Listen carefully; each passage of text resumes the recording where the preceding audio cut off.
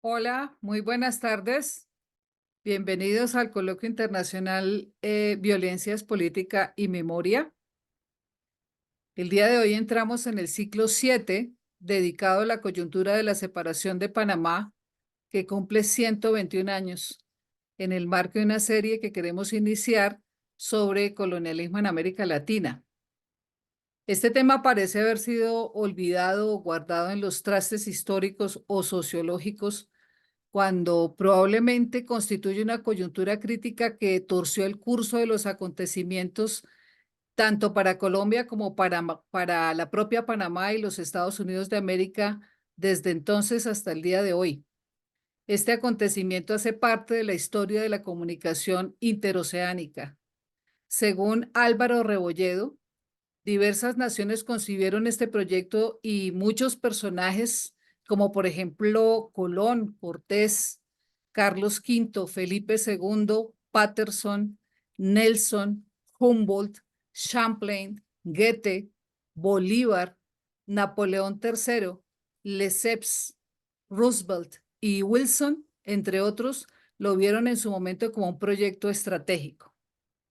Según el periodista vallecaucano Álvaro Rebolledo, la separación de Panamá fue calificada como el acontecimiento más importante de la vida republicana del país y probablemente continúa siéndolo hasta hoy por su incidencia sobre la soberanía colombiana y sus consecuencias frente a la dependencia de los Estados Unidos.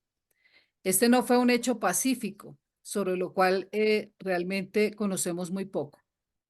Allí se libró también la influencia política y comercial de Estados Unidos, no solamente sobre el continente americano. Quien controlara los canales interoceánicos controlaría el mundo o gran parte de este. Ahora esta influencia parece recobrar importancia, dados los nuevos acontecimientos como las guerras, las sanciones, que vuelven a poner sobre el tapete la discusión acerca de estos puntos estratégicos, pese al avance de la navegación aérea. Para entender la situación de estas relaciones es clave entender qué pasó durante esos años y para ello tenemos aquí al profesor Hernando Cervantes Gómez de la Universidad Andina, quien se ha dedicado por varios años a este tema, recabando gran cantidad de datos históricos para reconstruir ese importante periodo de la historia nacional y también regional. Entonces, permítame presentar al profesor Cervantes. El profesor Cervantes es magíster en educación, especialista en pedagogía para la docencia universitaria, licenciado en literatura y lengua castellana, profesor universitario, investigador y conferencista de temas históricos y literarios. Fue ponente en el foro corolario a los 100 años de la intervención norteamericana en la separación de Panamá, evento convocado por el Instituto de Pensamiento Liberal y la revista Nueva Gaceta. También es autor de la novela Pax, un intento no logrado de novela nacional fundacional, obra de Lorenzo Marroquín, personaje partícipe justamente de la separación de Panamá y de la prensa en la enseñanza de la historia en la Universidad Colombiana, características y desafíos, además de un trabajo sobre Charles Chaplin, que se denomina Charles Chaplin perseguido por el macartismo. Bien, ¿cómo va a ser la metodología? La metodología va a ser como siempre. Vamos a tener en primer lugar la ponencia del profesor Cervantes, que se va a tomar más o menos una hora. Es probable que se tome algunos minutos más por la presentación. Algunas preguntas que podemos hacer desde la mesa, que se tomarían, pienso yo, máximo de 10 a 15 minutos. Luego pasaríamos a las preguntas por parte de los asistentes de 10 a 15 minutos. Ustedes pueden levantar su mano a través del chat y estaremos pendientes para darles la palabra. Y en cuarto lugar, el cierre del conversatorio. Entonces, tengo el gusto de darles la palabra al profesor Cervantes. Bienvenido, muchas gracias. Muy buenas tardes, profesores, estudiantes que están presentes hoy en esta conferencia. Agradezco la invitación a la doctora Mariluz Sandoval y demás miembros de esta organización de investigación. Bueno, primero que todo vamos a entrar a un tema que es una apasionante historia de, de casi un siglo. Hablamos en concreto es que el 3 de noviembre de 1903, cerca de las 5:30 de la tarde, Panamá aprobó la separación de Colombia y crearse como país. 15 días después, firmó un tratado con los Estados Unidos, Tratado Bunó-Varilla, por el cual le entregó con todas las condiciones favorables para Estados Unidos la construcción del canal y la propia soberanía de Panamá. Por eso es el nombre de la conferencia. eh, eh, y vamos a ver todo el transcurso desde 1921. En 1921, Panamá se unió a Colombia voluntariamente y entró a formar parte de la República de Colombia. Ahí tenemos el mapa de 1900, un mapa de mitad de siglo, el Agustín Codazzi, hecho por ese eh, creador de lo que hoy es el instituto, de la idea del instituto. Vemos perfectamente que Panamá es parte de Colombia. En la siguiente diapositiva de 1905, un segundo, por favor. En la siguiente diapositiva se ve que ya Panamá no pertenece a Colombia. Entonces vamos a mirar cómo fue el proceso para que se perdiera. Lo primero es que Panamá, desde el punto de vista geopolítico, era de una extraordinaria importancia. Eh, Veamos este mapa. En este mapa podemos ver cómo eh, viajar, por ejemplo, de Nueva York a California, en la costa oeste de Estados Unidos, eran cerca de 5 semanas. Había que bajar, bordear a Colombia, bordear Venezuela, Brasil, bajar toda Sudamérica y volver. Como explicaba la profesora, desde muchos años antes había gran interés en construir ese canal como gran elemento. El hecho es que la lucha por ese canal fue clave en la geopolítica. Entonces vamos a mostrar elementos que se fueron dando. El primero fue en 1923. En Estados Unidos, un presidente Monroe lanza la doctrina Monroe, que se sintetiza en la frase para los americanos, América para los americanos. Esto establecía que cualquier intervención de los europeos en América sería vista como un acto de agresión que requería la intervención de Estados Unidos en América. En esa época, en la década de los 20, las potencias triunfadoras sobre Napoleón se habían reunido en Verona y estaban,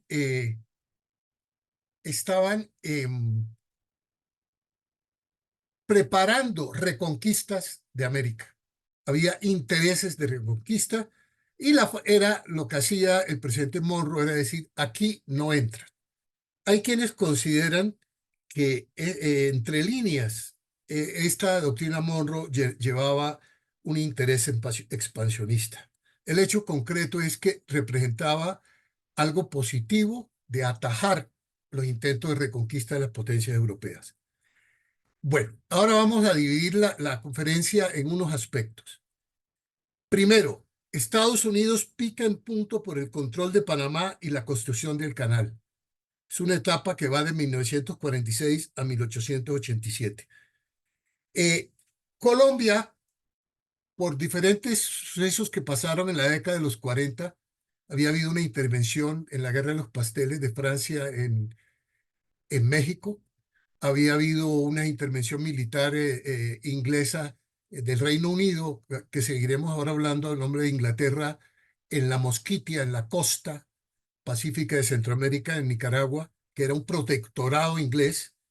Entonces Estados Unidos firma un acuerdo con los ingleses que se llama el Tratado Mayarino-Bitlac. Es un tratado en el 46 que da grandes ventajas a Estados Unidos, por lo cual los ciudadanos, buques y mercancías de Estados Unidos disfrutarán en los puertos de la Nueva Granada, incluso los del Istmo de Bogotá, de todas las franquicias, privilegios e inmunidades en lo relativo al comercio y navegación, y que esta igualdad de favores se hará extensiva a los pasajeros correspondientes y a mercancías de los Estados Unidos que trafiquen a través de dicho territorio. Y grandes ventajas para Estados Unidos. Y el punto más grave era el artículo 35. Aparentemente, como retribución, está escrito en esos términos, el artículo 35 del Tratado Mayarino-Bitlac establecía que Estados Unidos tendría el derecho de intervenir militarmente en Panamá para garantizar la seguridad y el libre tránsito a través del Himno de Panamá. Estados Unidos decía que garantizaba positiva y eficazmente a la Nueva Granada la perfecta neutralidad del Istmo, con la mira de que en ningún tiempo existiendo este tratado fuera interrumpido ni embarazados de la misma manera los derechos de soberanía y propiedad. Sobre esto es muy bueno, eso es una espada de Demócles que todo el siglo aparece sobre Colombia. En el foro que mencionaba la doctora Mariluz, el ex canciller de Colombia, Diego Uribe Vargas, dijo, refiriéndose a este tratado Mayarino-Bitlac, no cabe duda de que este temor de los colombianos por preservar el canal nos llevó a un momento trágico que fue la firma del Tratado Mayarino-Bitlac de 1946, por medio del cual Estados Unidos garantizaba la neutralidad del Istmo a Colombia y se convertía en protector de Colombia. Estados Unidos, dice Diego Uribe Vargas, ex canciller, incumplió el convenio y traicionó a Colombia en los hechos de 1903. Considero que si Marroquín acepta la paz que le fue ofrecida para defender el canal con la guerra de los 1000 días, hubiéramos podido salvarnos de esta pérdida. Si Marroquín no se hubiera puesto al servicio de esta confabulación, pidiendo la intervención de las tropas norteamericanas en 1902, aquello no hubiera ocurrido. Este tratado fue utilizado negativamente para Colombia, unilateralmente por Estados Unidos y por algunos gobiernos como el de Marroquín, pidiendo la intervención para definir guerras civiles en Colombia. Entonces Estados Unidos logra este tratado y es una punta de lanza sobre Panamá. Otro punto que logra Estados Unidos hacia el control del canal es el contrato de 1850 con inversionistas de Estados Unidos que crea la Panamá Railroad Company, que atraviesa el Istmo. Ese tratado decía, nadie puede construir otro ferrocarril ni canal marítimo que una el Pacífico con el Atlántico. Esto obligó, por ejemplo, como vamos a ver más adelante, a la compañía de Lesseps a comprar el ferrocarril por $20 millones, una cifra inmensa que fue un golpe a las finanzas de la compañía que analizaremos ahora. Ese ferrocarril también le dio condiciones especiales de paso a los norteamericanos y tuvo un gran impulso porque había comenzado años antes, 5 años antes, la fiebre del oro en California y había que viajar de Nueva York a California para desarrollar esta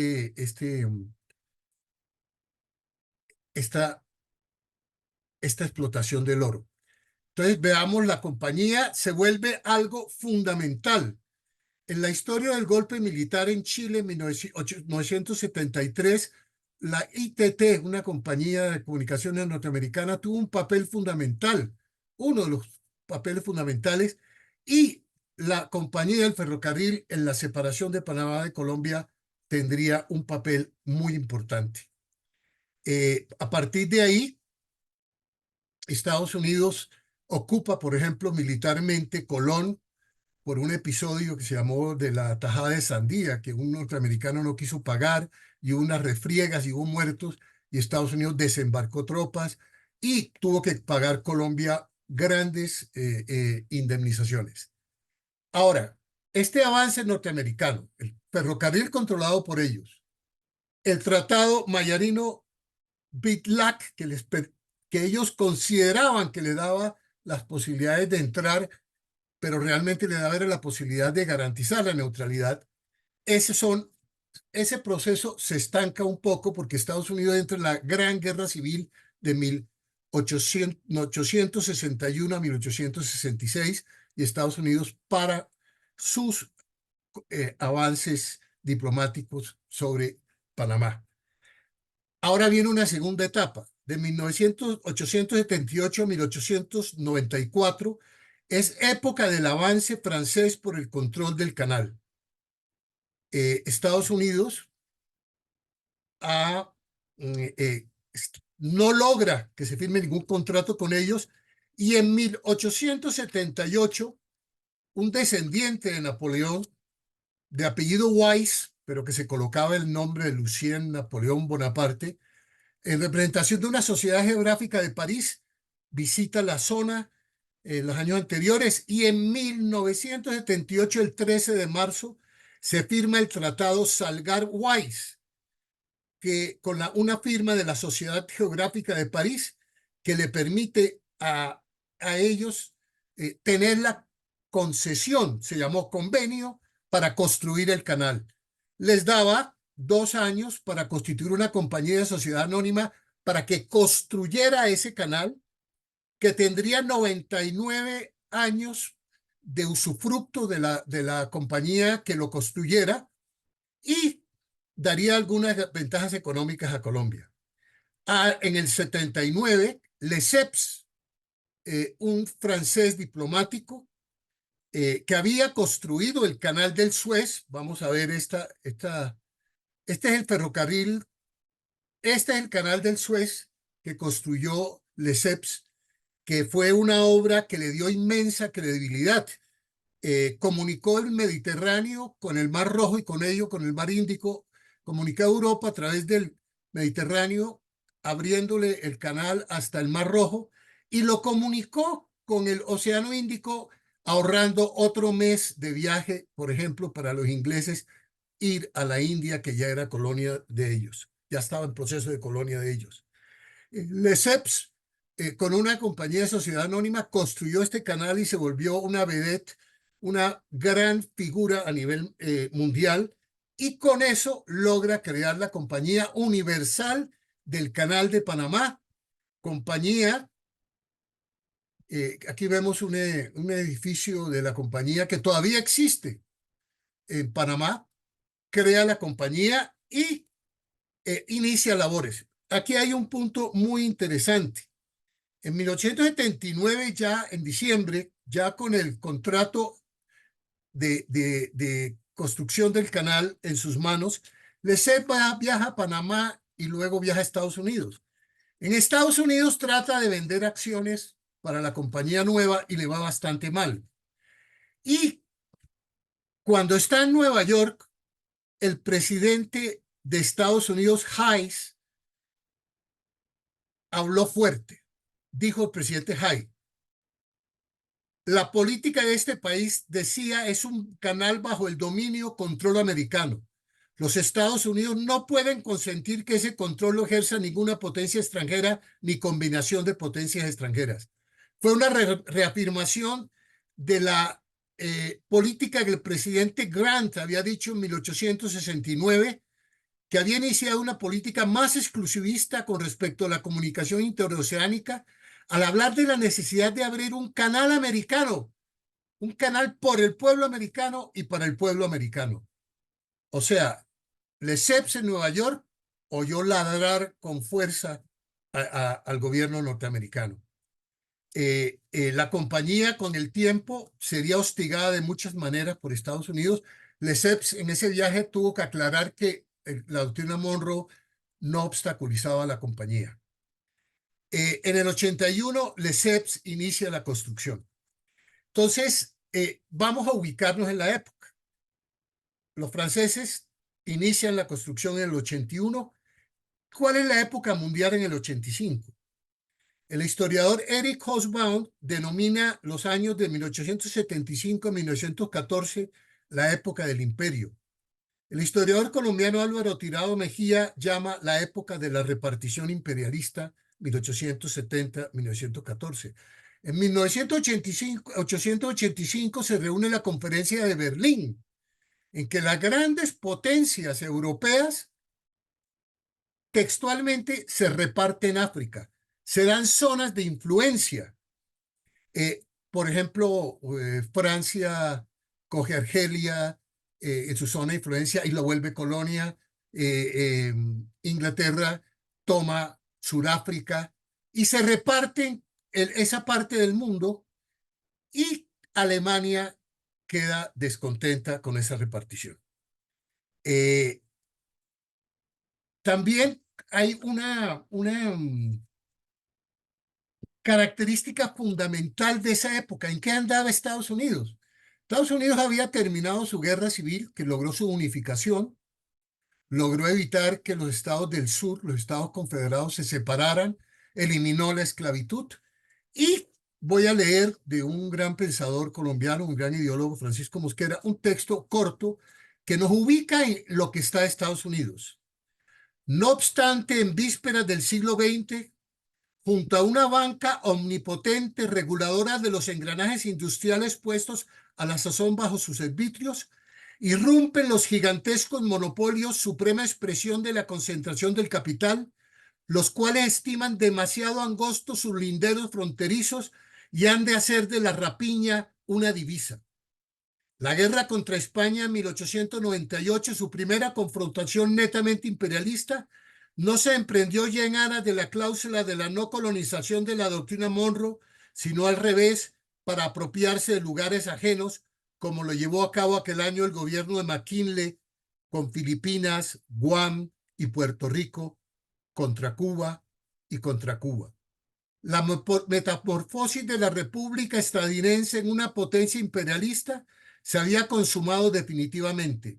Debemos referir al Washington Post en editorial publicado preciso en los preliminares de la guerra del 98, cómo percibió ese editorial la transmutación de los momentos históricos en que se estaba efectuando. Abro comillas del editorial del Washington Post.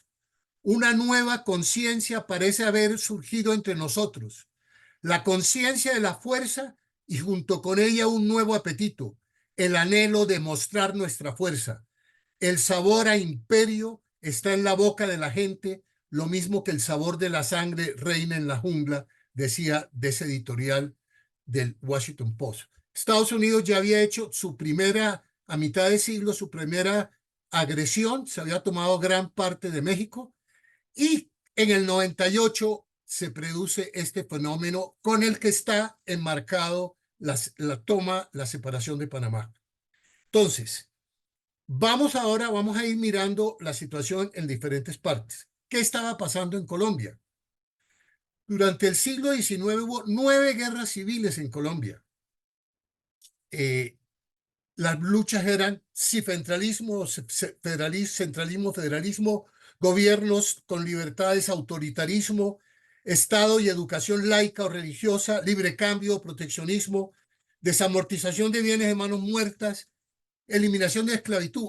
9 guerras civiles generales en Colombia, entre otras la final, que tendrá importantísimo papel en la separación de Panamá.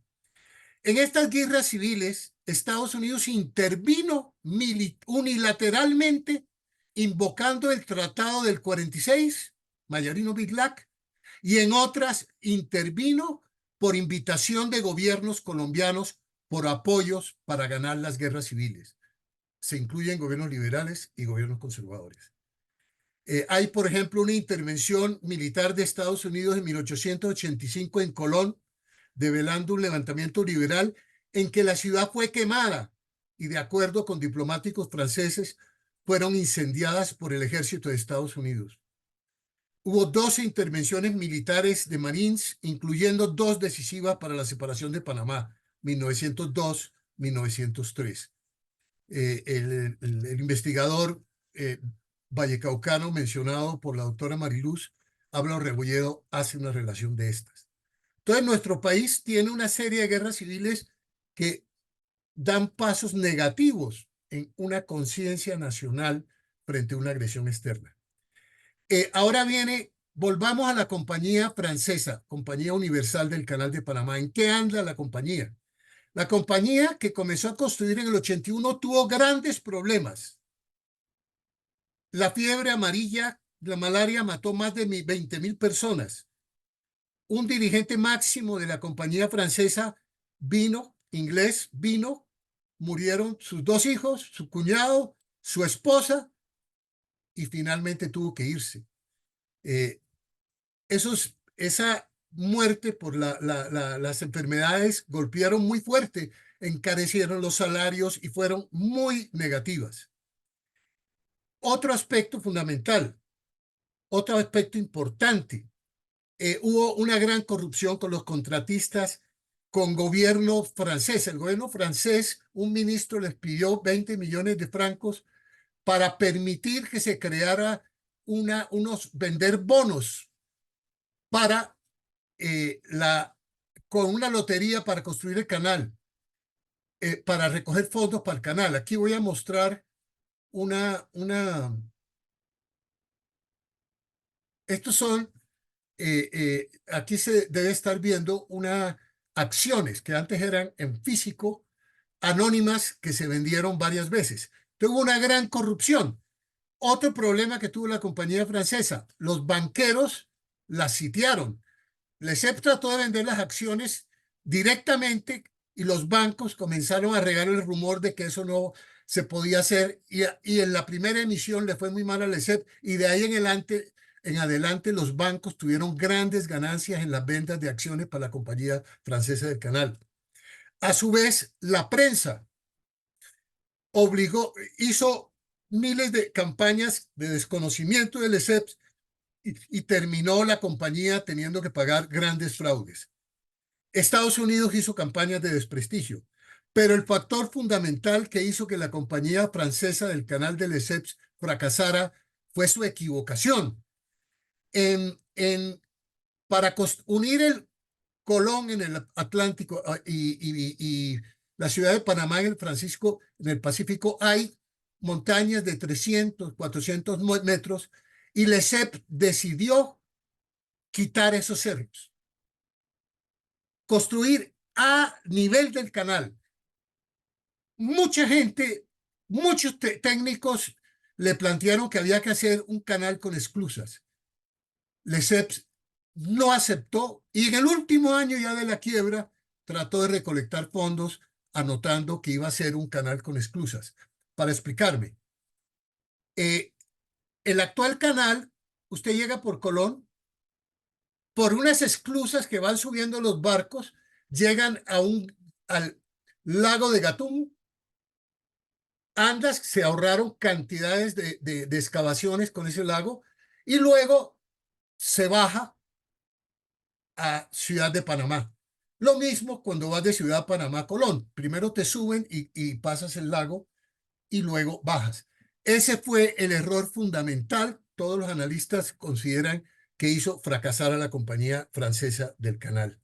Entonces, ¿qué pasa? En el 88, la compañía de Lesseps, la Compañía Universal del Canal de Panamá, suspende pagos, y en 1890, el 4 de febrero, se disuelve y entra en liquidación. Había malversado millones de francos. Hay diferentes estimaciones sobre esto, pero lo había logrado.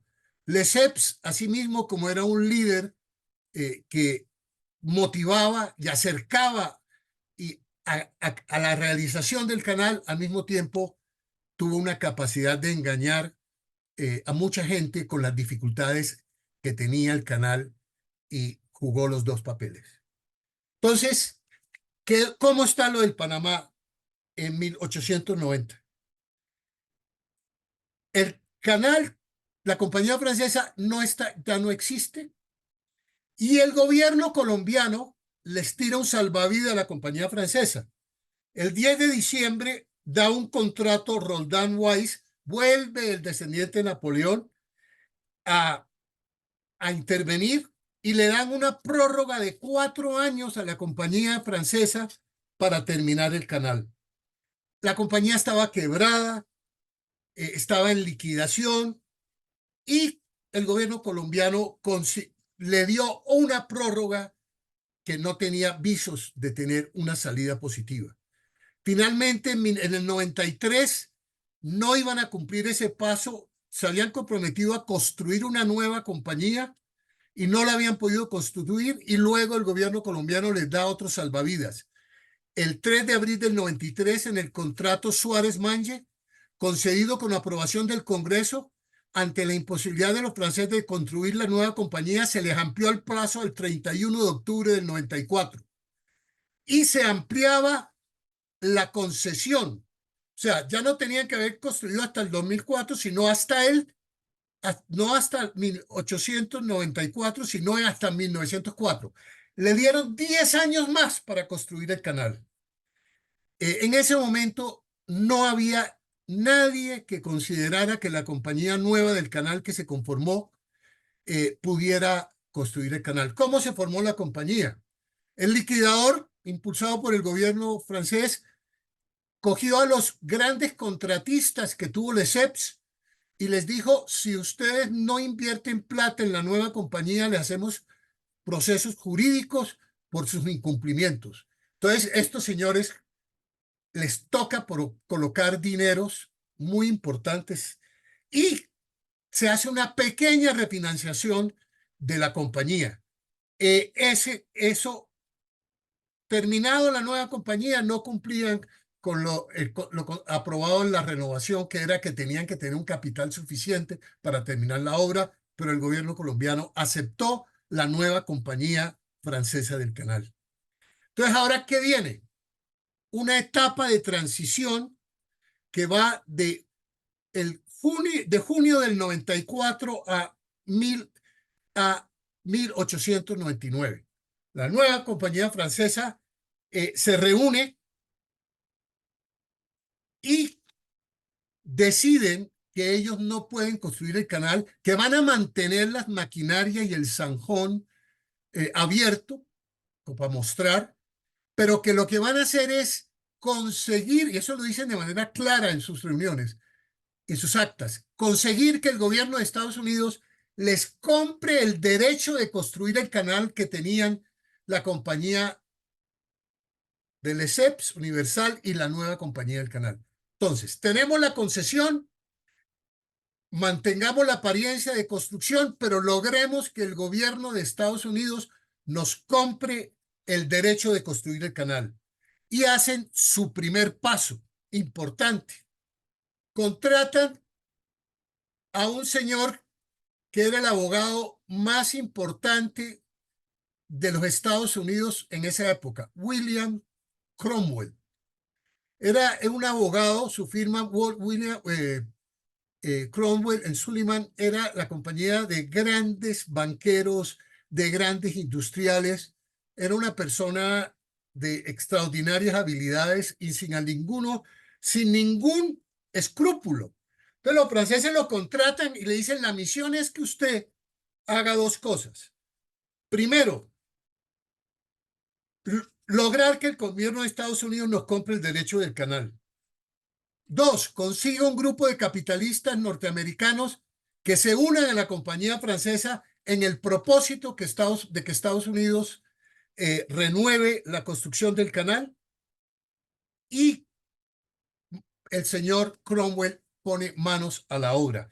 El señor Cromwell, en unas declaraciones posteriores que se encuentran en las audiencias que realizó, en los documentos de las audiencias que realizó el Congreso de Estados Unidos ya alrededor de 1910, dijo: el personaje Cromwell escribió que su firma, Sullivan y Cromwell, había creado íntimas relaciones susceptibles de ser aprovechadas ventajosamente con hombres colocados en posiciones de poder e influencia en todos los círculos de Estados Unidos, y que esa compañía había llegado a conocer y poder sobornar por la influencia a un número considerable de hombres públicos fulgurantes en la política, en los círculos financieros y en la prensa.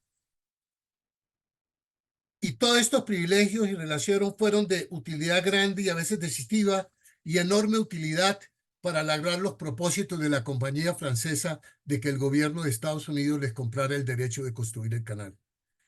Eh, eh, Todos estos documentos están en las audiencias que hizo el gobierno de Estados Unidos, que tuvieron un insumo muy grande, que fue las investigaciones del periódico The World de Pulitzer, de Joseph Pulitzer, que fue acusado de calumnia en 1908 por Roosevelt, porque acusaban a Roosevelt de estar en toda esta maniobra de especulación financiera que vamos a ver ahora.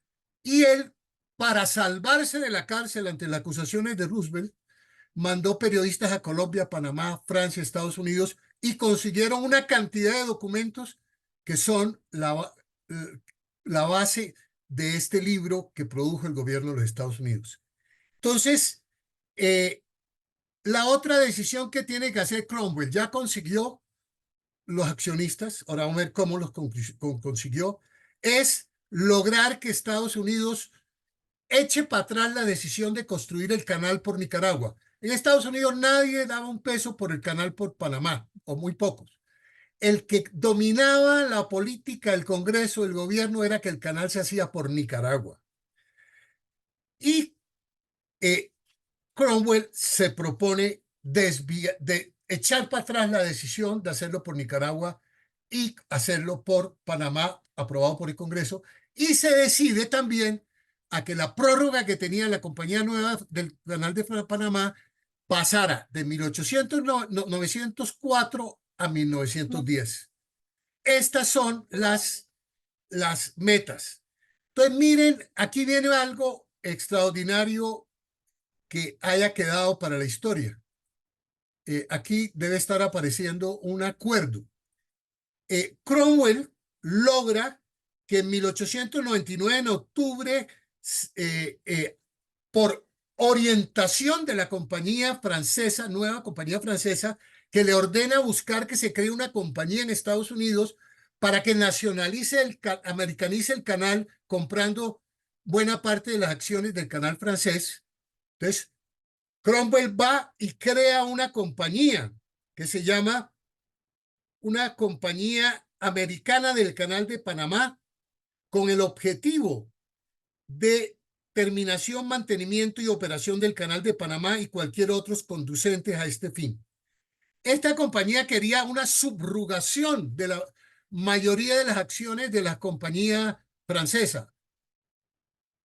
Los liquidadores y los dirigentes de la compañía francesa, diferente a los que estaban gobernándola, impidieron eso.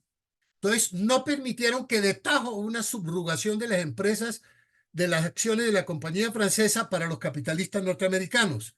¿Quiénes habían metido en la compañía esta para construir, nacionalizar, americanizar el canal? Había entrado el mayor banquero de Estados Unidos, JP Morgan. Había entrado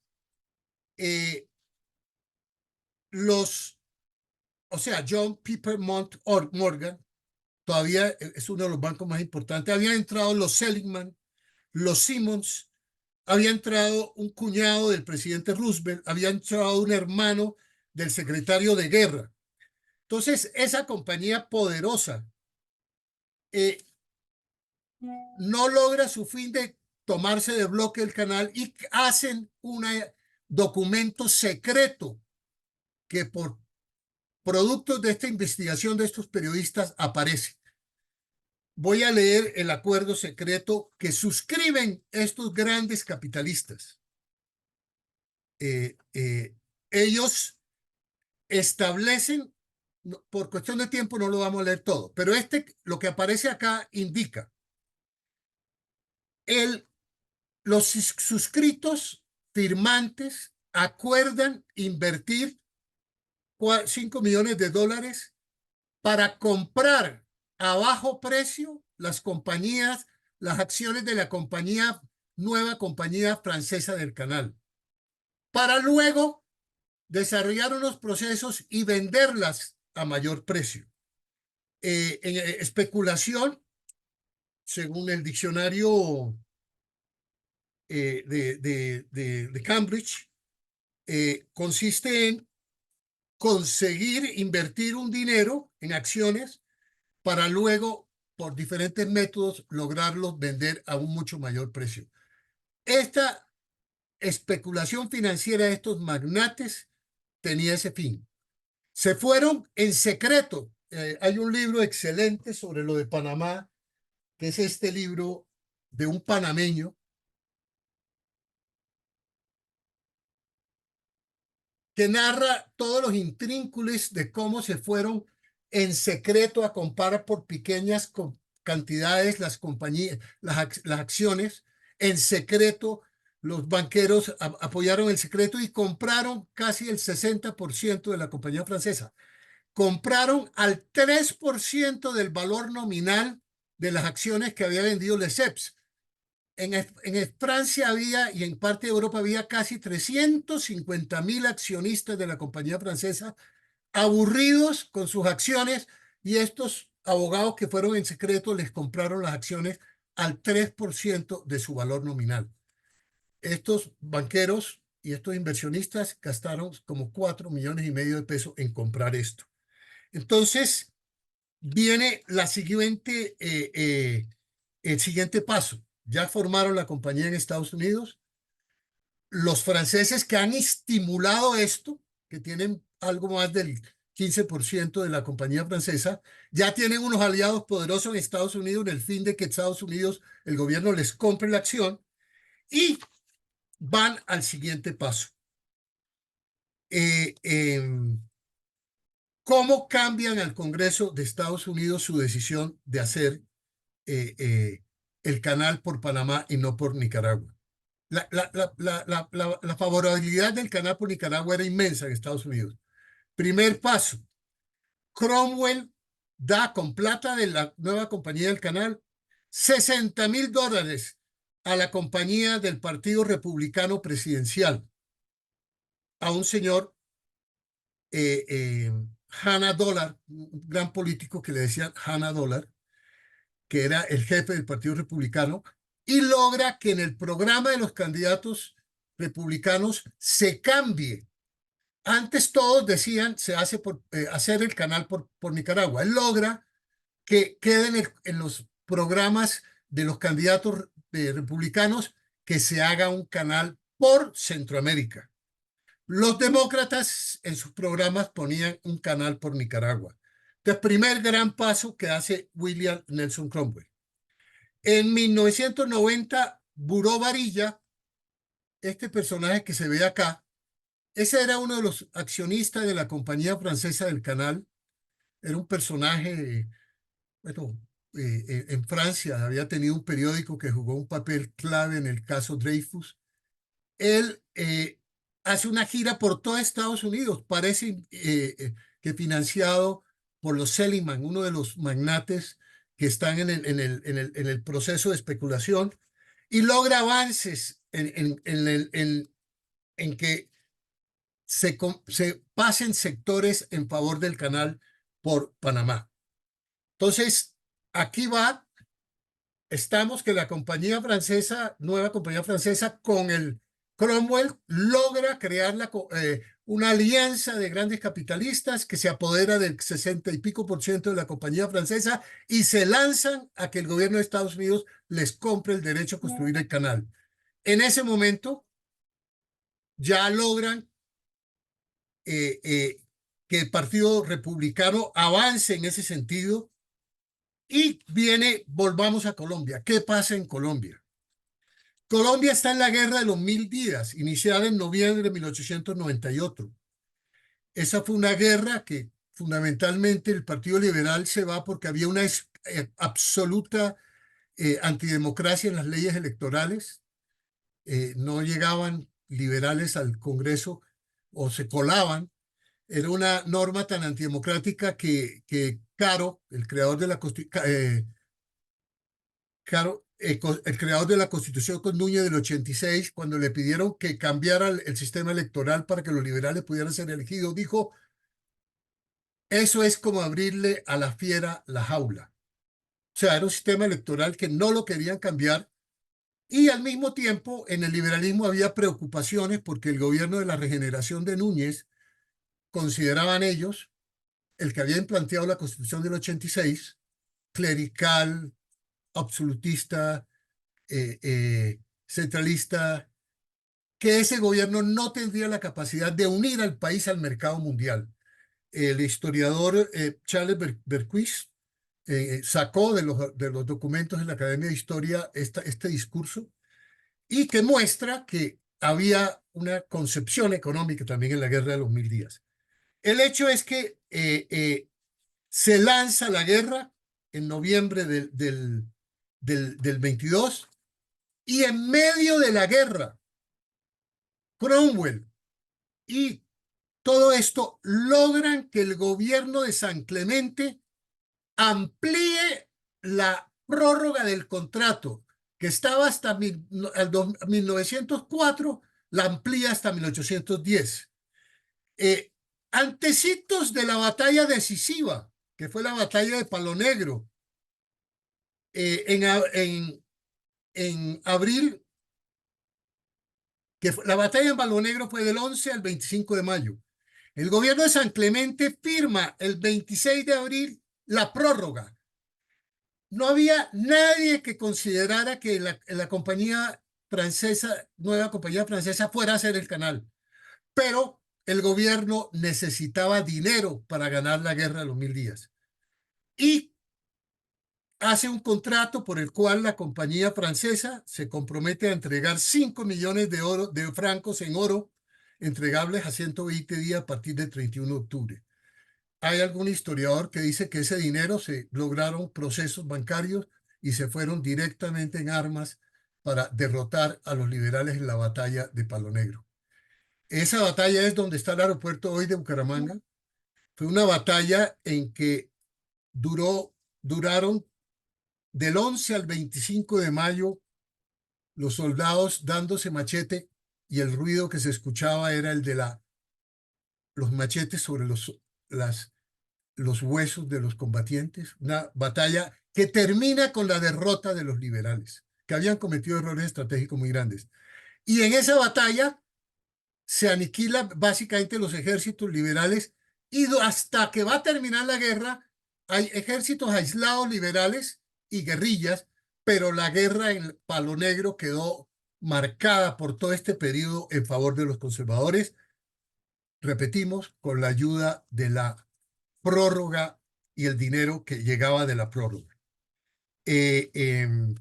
Esta situación de que la guerra de los 1000 días está muy favorable a los conservadores tuvo un cambio a finales de 1902 con unas instrucciones de Benjamín Herrera sobre Panamá que lo vamos a mirar posteriormente. El 31 de julio de 1900, un José Manuel Marroquín derroca al presidente San Clemente en unos episodios bastante oscuros, escritos muy bien por la historiadora Adelina Cobo, que muestra cómo se llegó casi a una tortura al presidente San Clemente y para que renunciara, él no renuncia y entra el vicepresidente Marroquín al gobierno.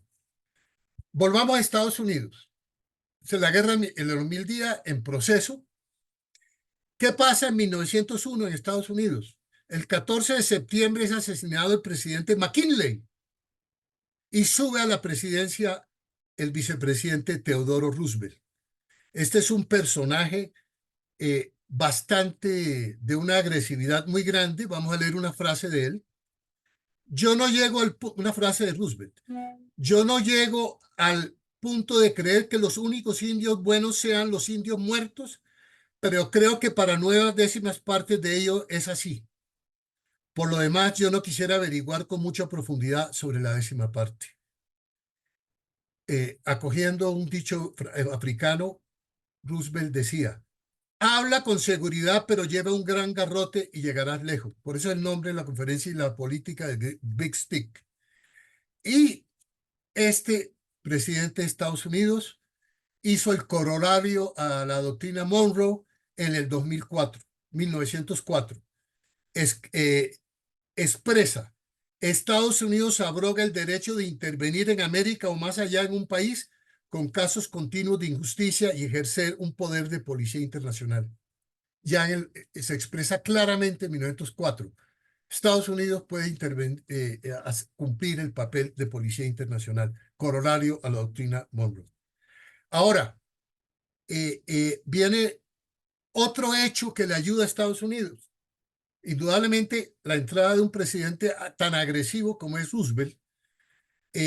Roosevelt en 1890 había conocido los planteamientos de un teórico del expansionismo de Estados Unidos, un teórico militar, que había planteado que Estados Unidos necesitaba una gran marina de guerra para poder expandirse por el mundo y económicamente expandir de su comercio.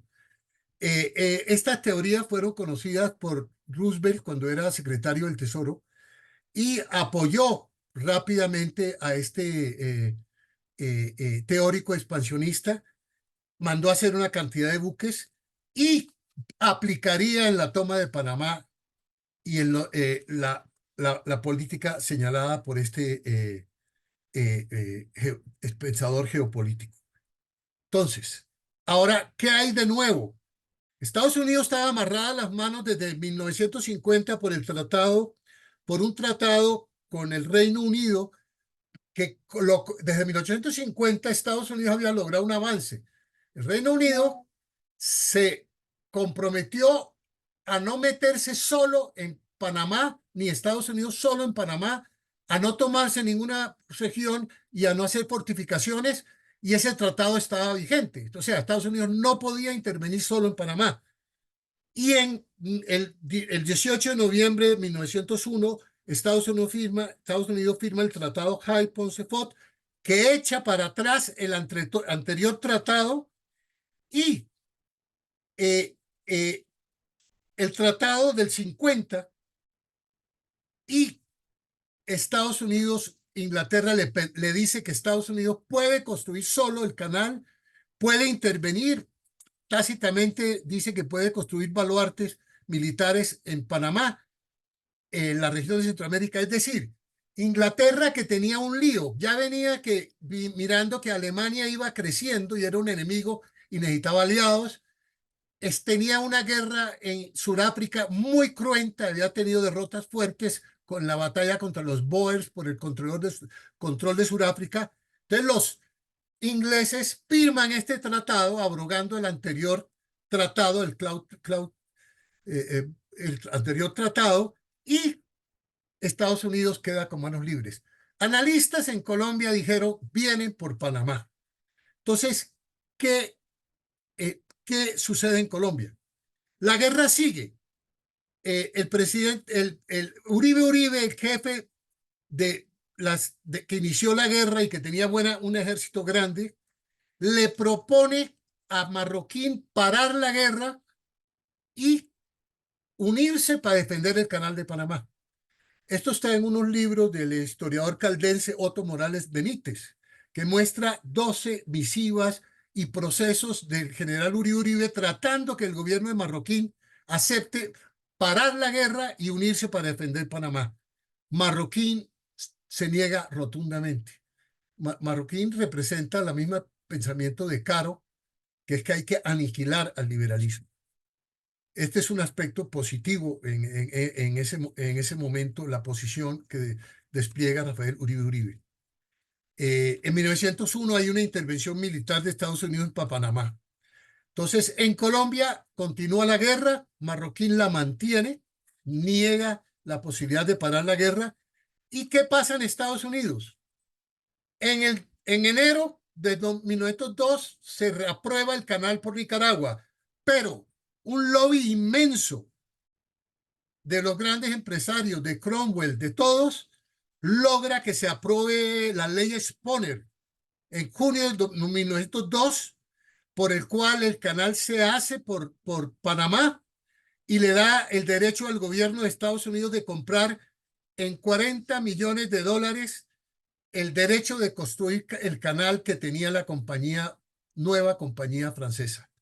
O sea, Cromwell, los grandes capitalistas norteamericanos, los pocos inversionistas franceses logran su propósito de que Estados Unidos apruebe hacer el canal por Panamá y que apruebe comprarle lo que queda de la compañía nueva del canal por $40 millones.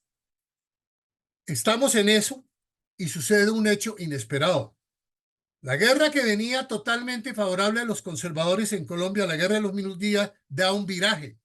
Esto es un aspecto muy interesante de investigación.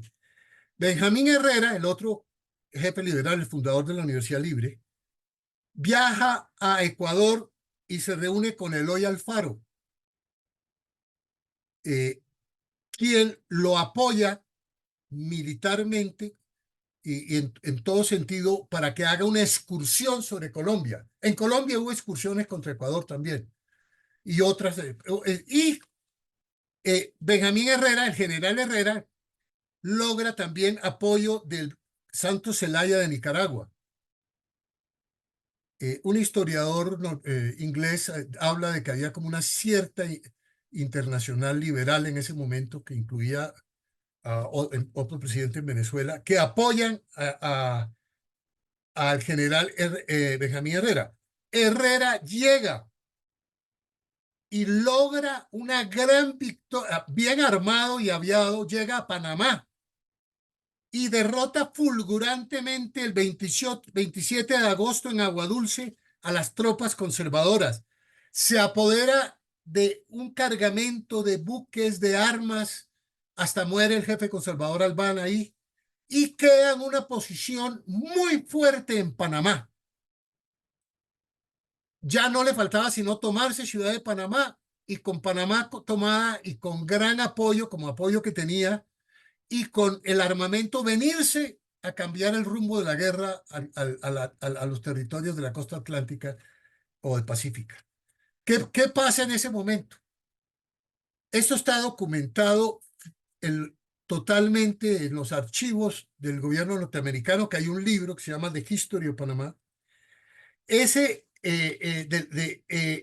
Hay el presidente Marroquín le dice al hijo Lorenzo Marroquín, el que construyó el castillo en la séptima con salida hacia Autopista Norte, el castillo Marroquín, que le acaban de donar a la Universidad Pedagógica de Colombia, el gobierno a entregar.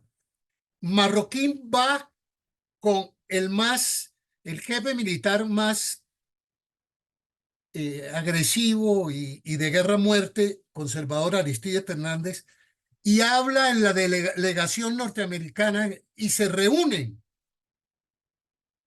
con el embajador norteamericano y acuerdan que Estados Unidos interviene militarmente en Panamá, detiene a las tropas del general victoriosas del general Benjamín Herrera y como contraprestación el gobierno colombiano le da a los Estados Unidos el tratado que le entrega la zona del canal al interés de los Estados Unidos.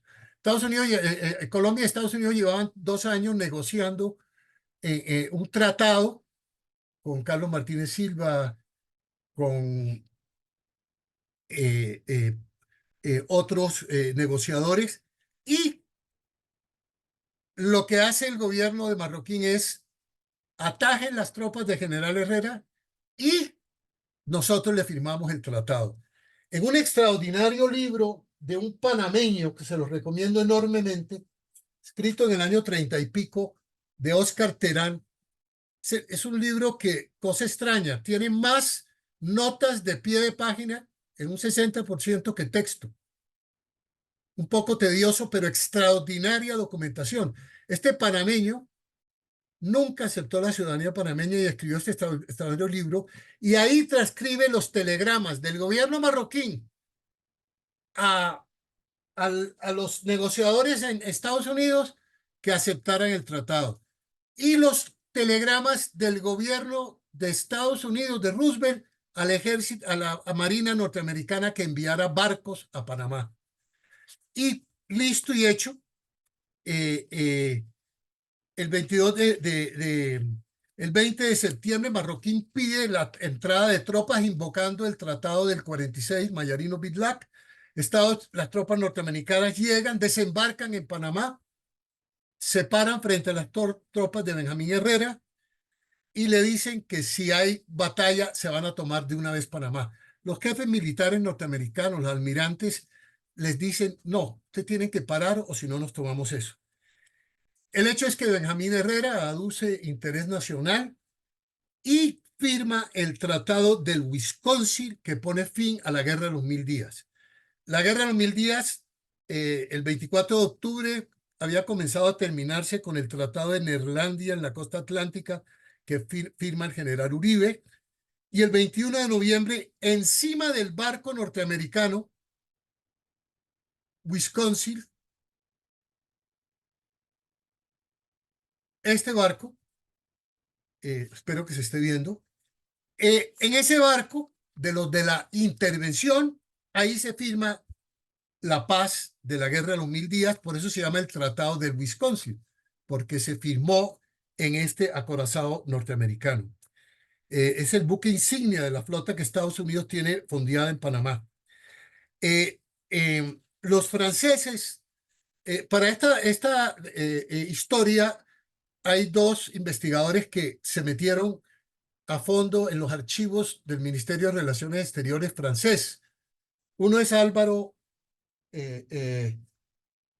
Tirado Mejía, en este libro. Se metió en esos archivos y ahí escribió este libro, Colombia en la repartición imperialista. Y hay otro documento de una investigación en la Universidad Pedagógica de varios, entre ellos el investigador Renan, que también fueron allá. Tienen una cantidad de citas extraordinarias que no alcanzamos a presentar. En todo caso, los franceses dicen, hay aire de traición en Panamá. En el tratado de 13 puntos, hay un punto que dice que se acelerará, llevará al Congreso algunos proyectos, entre ellos el tratado para negociar la construcción del Canal de Panamá. O sea, en el acuerdo final de la guerra, que da amnistía a los combatientes y otros puntos, se establece que se van a presentar al Congreso proyectos para acelerar la negociación de un tratado para el canal, de entregar el Canal de Panamá. Eh, Hay personas que dudan de que hubiera habido la reunión del hijo del presidente de Lorenzo Marroquín con Estados Unidos. Años después, en 1909, en un libro extraordinario que se llama Sucesos Colombianos de Jorge Villegas y José Yunes, se saca una nota que dice: el 13 de abril de 1909 en la Gaceta Republicana aparece: peleando las comadres se descubren las verdades. Polémica entre Lorenzo Marroquín y Foción Soto sobre Panamá. Lorenzo Marroquín le demuestra a Foción Soto que los liberales estaban negociando la venta del Canal de Panamá a los gringos, ofreciéndoles que, si le ayudaban a ganar la guerra, perderían el canal cederían el canal en condiciones más ventajosas que las de los conservadores. Cuando Lorenzo Marroquín va con Fernández a negociar, a hablar con los Estados Unidos, los liberales ya habían estado negociando. A eso se refiere históricamente Marroquín aceptando ese proceso de reuniones. Bueno, el hecho es que, ¿qué pasa inmediatamente? Estados Unidos, el negociador colombiano, el gobierno colombiano le toca nombrar un nuevo negociador en Estados Unidos, a Tomás Herrán. El anterior no acepta la intervención militar en Panamá. El anterior no está de acuerdo con la exigencia de que firme un tratado de acuerdo totalmente con el norteamericano. Y él entra, Tomás Herrán, a negociar, y el 22 de enero Herrán firma el tratado Hay-Herrán, que es el tratado por el cual el gobierno de Estados Unidos le entrega una gran franja de tierra en Panamá para que construya el canal. Y viene el punto más complicado de todos. Le entrega la zona del canal con gran soberanía a Estados Unidos por 100 años renovables unilateralmente por Estados Unidos. Es decir, el gobierno de Marroquín firma el tratado por el cual Estados Unidos tiene el control de la franja entre el Atlántico y el Pacífico para construir el canal y ejerce una soberanía sobre esa zona por 100 años renovables a discreción de Estados Unidos. Este tratado podríamos analizar otros aspectos negativos que tiene para Colombia, pero el aspecto central fue el de la pérdida de la soberanía.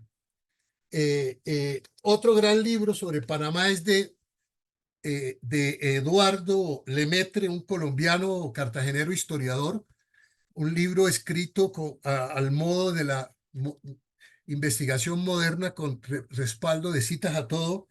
El doctor Eduardo Lemaitre dice, al país le repugnaba sinceramente la pérdida de la plena soberanía en el istmo y la casta política nacional no tenía más remedio que admitir este hecho y rendirse ante él, aunque por otra parte comprendiera la gravísima realidad internacional.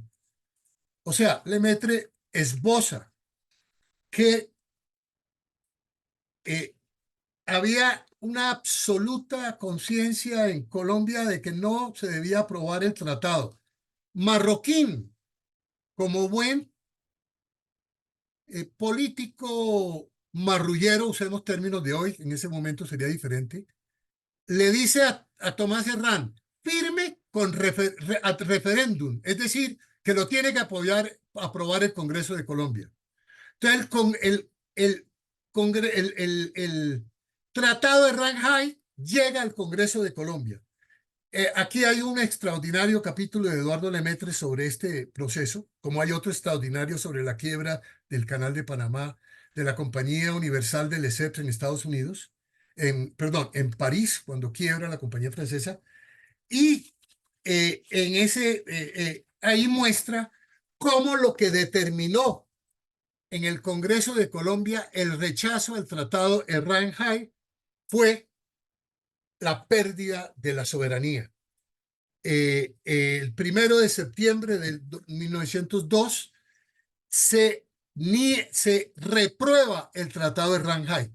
Ahí hay un antecedente, es que Estados Unidos ya cuando se firma el Tratado de Shanghái, esta es otra parte muy importante, Estados Unidos tomó tres opciones. Una, tomamos el canal en Panamá si el Tratado de Shanghái es aprobado en el Congreso. Dos, lo tomamos Panamá militarmente, de frente. Enviaron en febrero unos barcos y unos almirantes a investigar la zona, etc. Y tercera opción,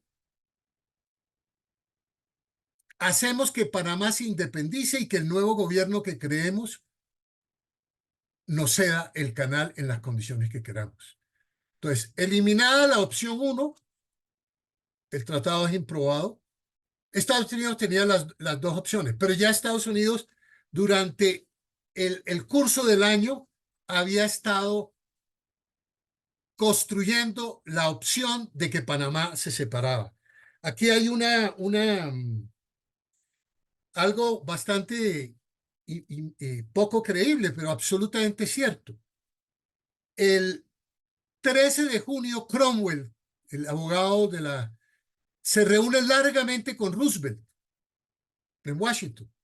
Al salir, Cromwell envía uno de sus periodistas a The World y le cuenta toda una historia de que va a haber una revolución en Panamá el 3 de noviembre de 1903.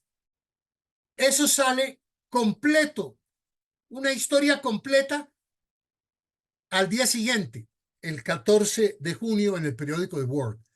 Todo lo escrito ahí sucede cuando se separa Panamá de Colombia el 3 de noviembre. ¿Qué era lo que estaba Estados Unidos? Estados Unidos estaba haciendo amenazas.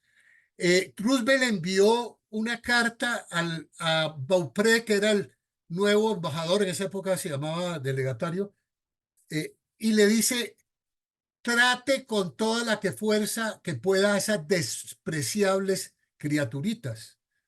El embajador Beaupré le manda una carta al ministro de Relaciones Exteriores de Colombia, apellido Rico, diciéndole que Colombia no puede cambiar un punto de ese tratado de Shanghái a riesgo de recibir grandes medidas en contra del país.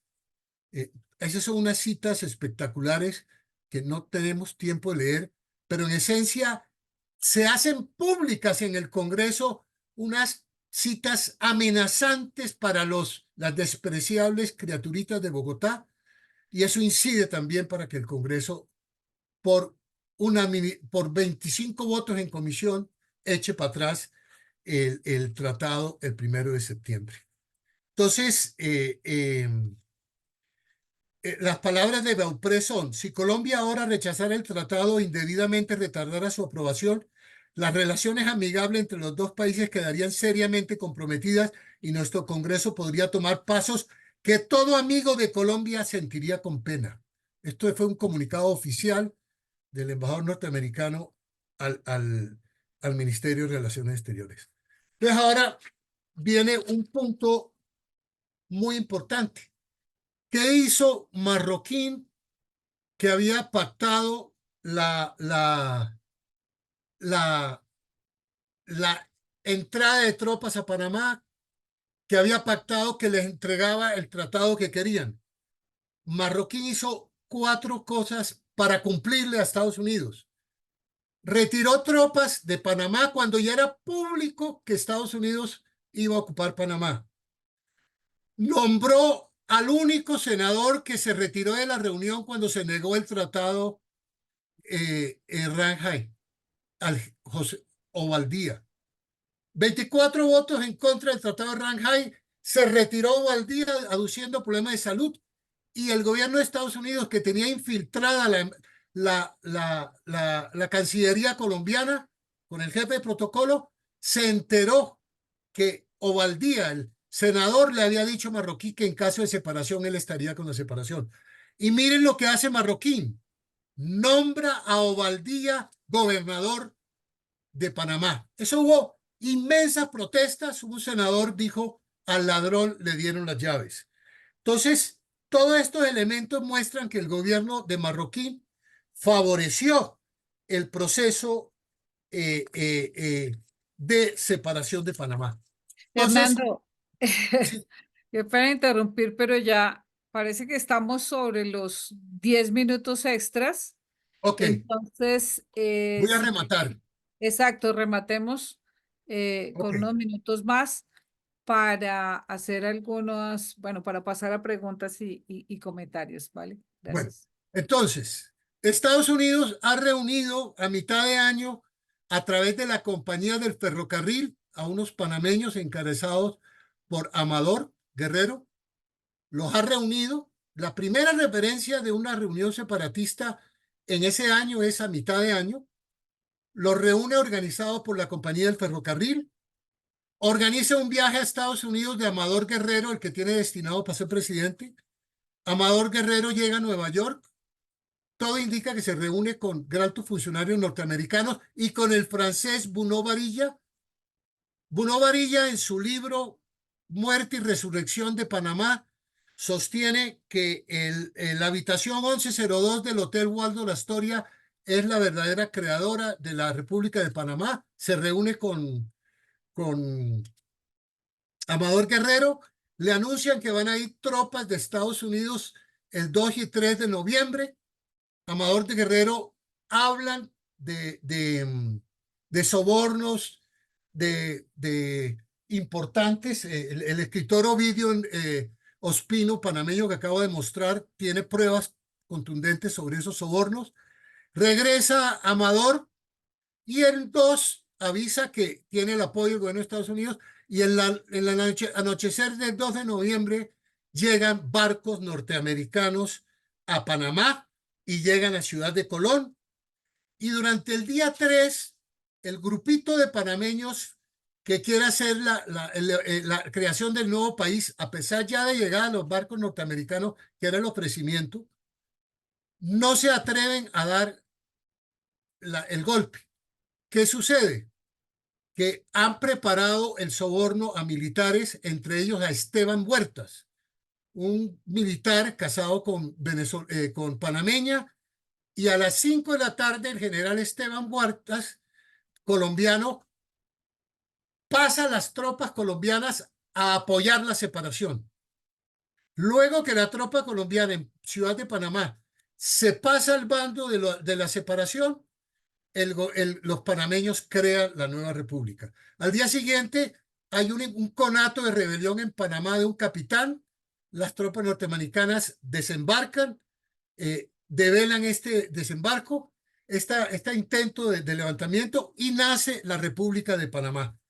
15 días, 3 días después, 4 días después, el gobierno de Estados Unidos reconoce la República de Panamá, y el 18 de noviembre, 15 días después, firma el tratado Hay-Buró Varilla, que mandan al francés como delegado del gobierno de Panamá, y firma el tratado que entrega totalmente el canal a Estados Unidos a perpetuidad.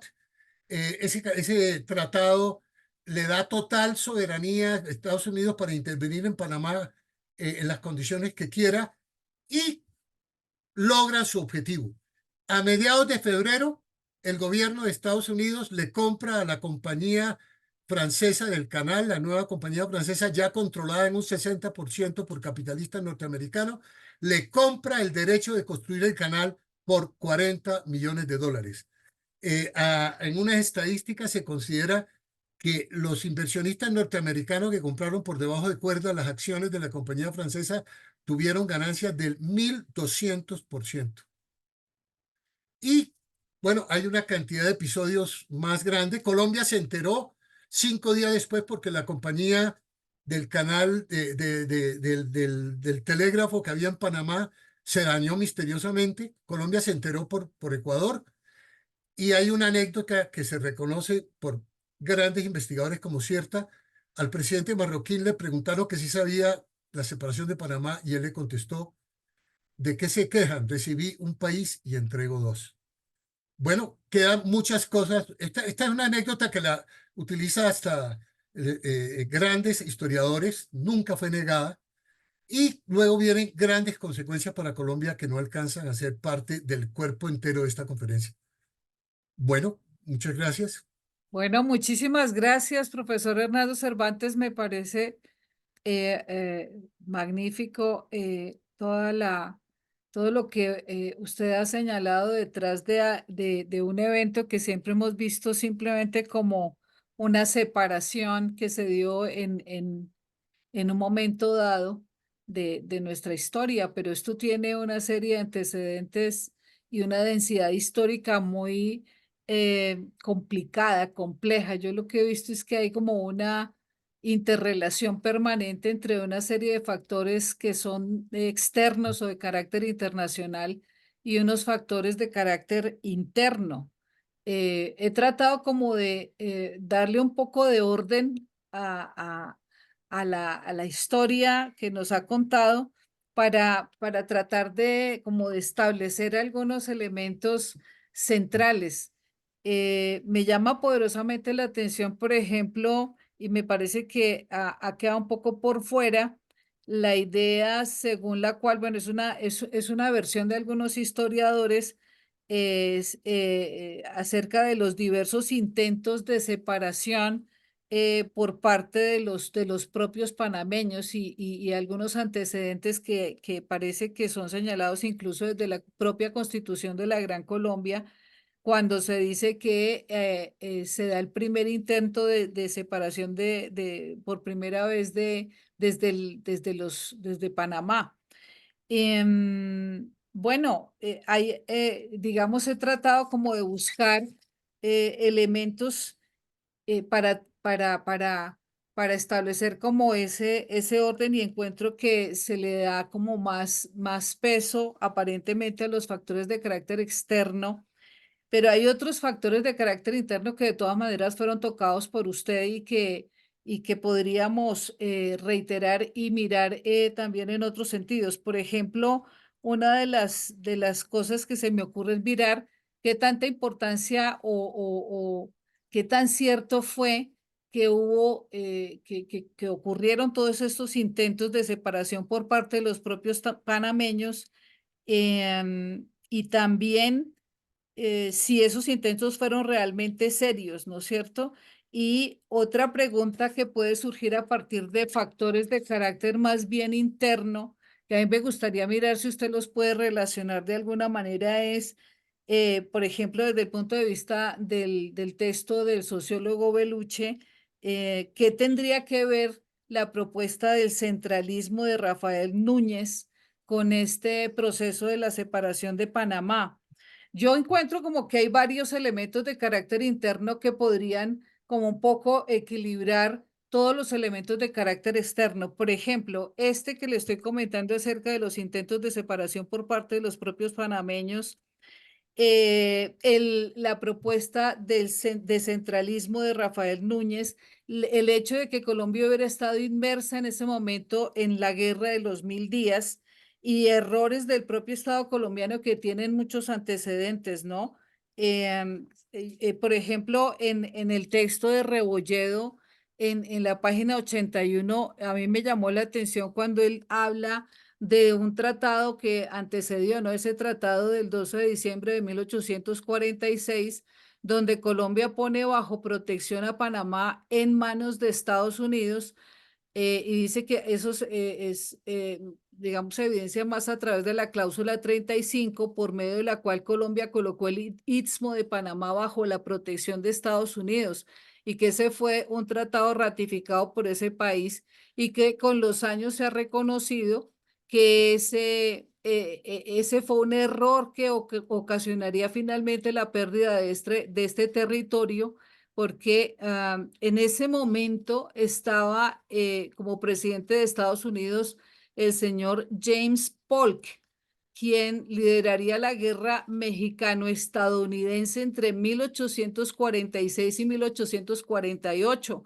que desemboca finalmente en la secesión por parte de México de más de la mitad de su territorio a Estados Unidos. Es decir, que Colombia estaba poniendo en manos de los Estados Unidos en ese momento, sí, en manos de ese país.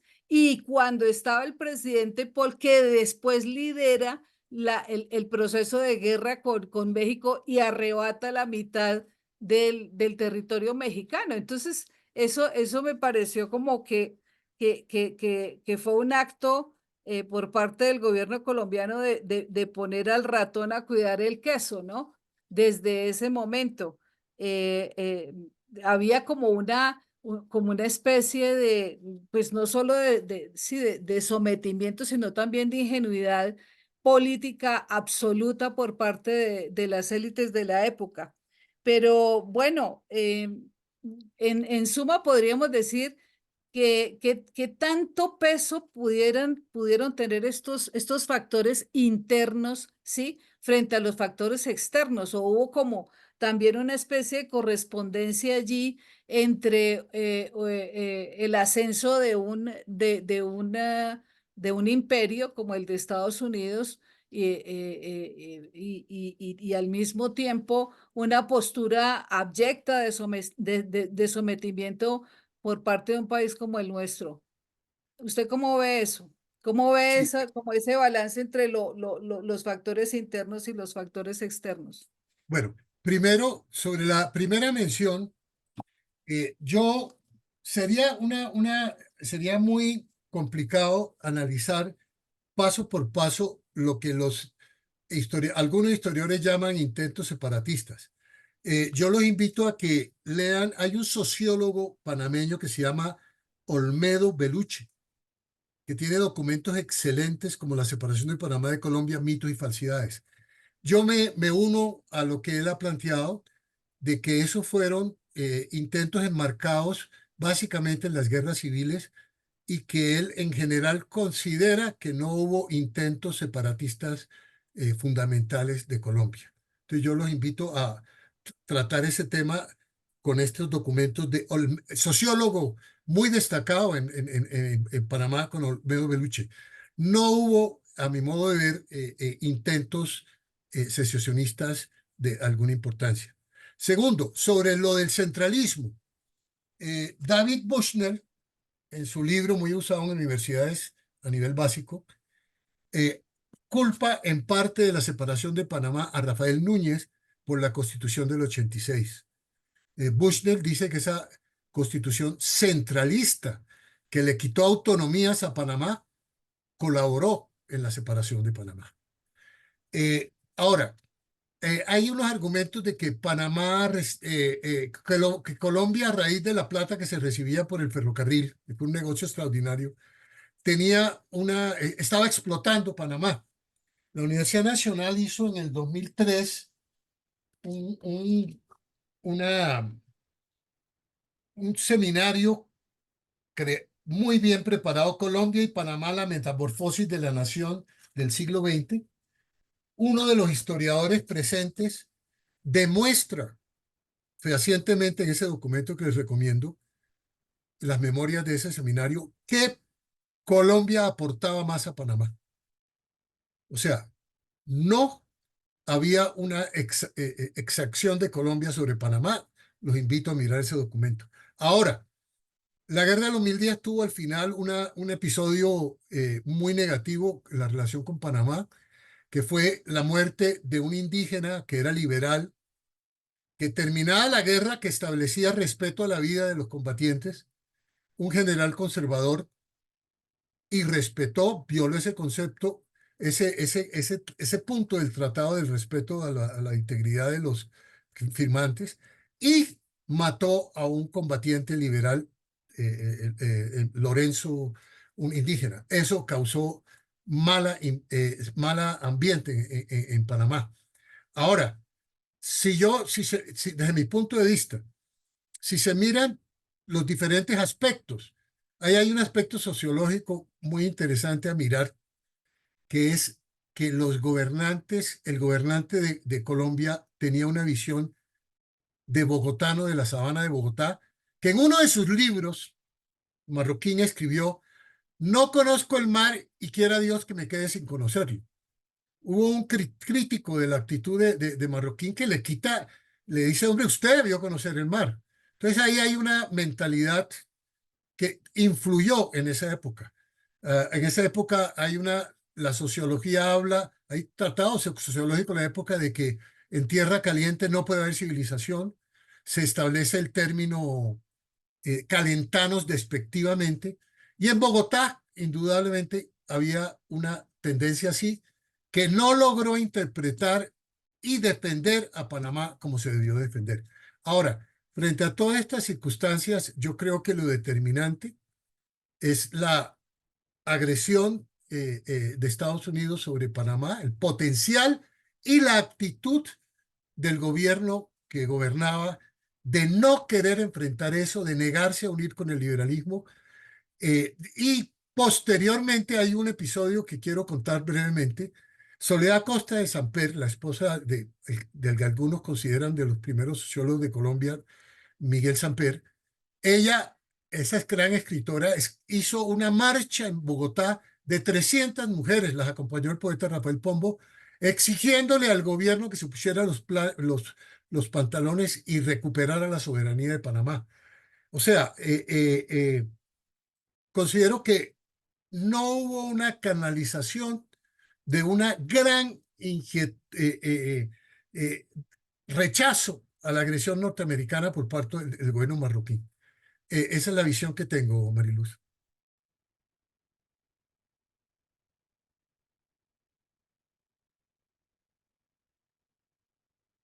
El cuadro que estamos mirando, el cuadro que estamos mirando es un cuadro de un panameño Bueno, en muchas que gracias, profesor Hernando, qué pena.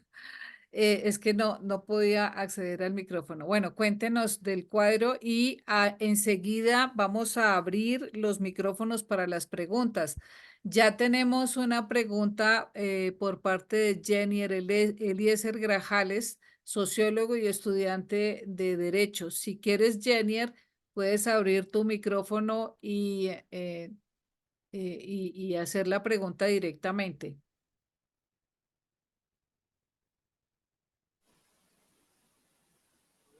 Jennier. Buenas, ¿me escucha? Y ya te escuchamos. Eh, bueno, no, muy concreto. Lo que pasa es que se habla de que básicamente había que entregar el canal, pues, porque si no, igual simplemente se iban a quedar con ellos, ¿no? De ahí, pues, que se hable de yo me tomé a Panamá, ¿no? Entonces, la pregunta es en el sentido de que si había otra opción para el gobierno de ese momento, dadas pues las condiciones de atraso, las guerras civiles, la pauperización económica y las necesidades, sobre todo de, digamos, de ese conato de industrialización de principios del siglo XX que se dio, se supone que con base en esta danza de los millones y lo que bueno, unos empréstitos, eh, pero sobre todo de la indemnización, que esa indemnización se da como una especie de venta barata respecto a este istmo. Entonces la pregunta es esa, ¿había otra opción? ¿Existía la posibilidad de resistirse ante eso? ¿O, o era pues como lo necesario, lo obvio y lo indefectible pues en ese caso? Muy interesante la pregunta. Eh, cuando Rafael Uribe Uribe propone parar la guerra de los 1000 días, en una serie de documentos que existen, no es una conjetura, él habla de que hay que buscar una alianza de países de Europa internacional para construir el canal. En esos días, ya Alemania viene en un proceso de auge muy grande y hay ofertas de Alemania para construir el canal. Entonces, la enfeudada con Estados Unidos del gobierno de Marroquín y de San Clemente, que les favorece todo, eh, eh, eh, determina lo que sucede, ¿cierto? Entonces, había opciones.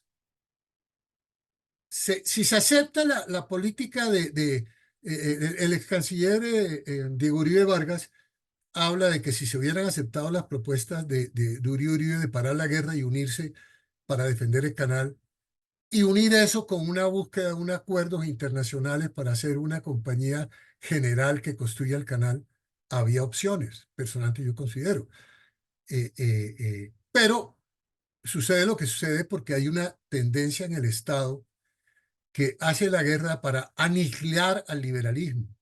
Las negativas de Marroquín de aceptar parar la guerra y unirse con los liberales para defender Panamá, así, de frente, lo dice Uribe, es una política que quiere arrasar con el liberalismo. Entonces, mi opinión personal es que con una orientación gubernamental adecuada, había maneras de buscar acuerdos internacionales para lograr la realización de un canal en condiciones adecuadas para Colombia.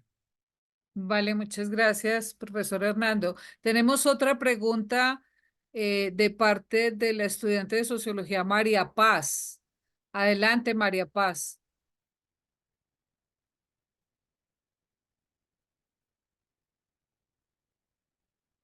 María Paz,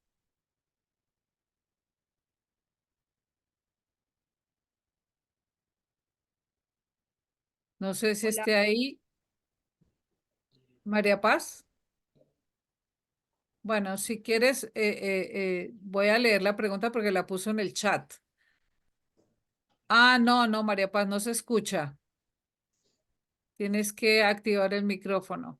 hola, Sí, ya te escuchamos. Adelante. sí. Hola, muy buenas tardes. Pues primeramente,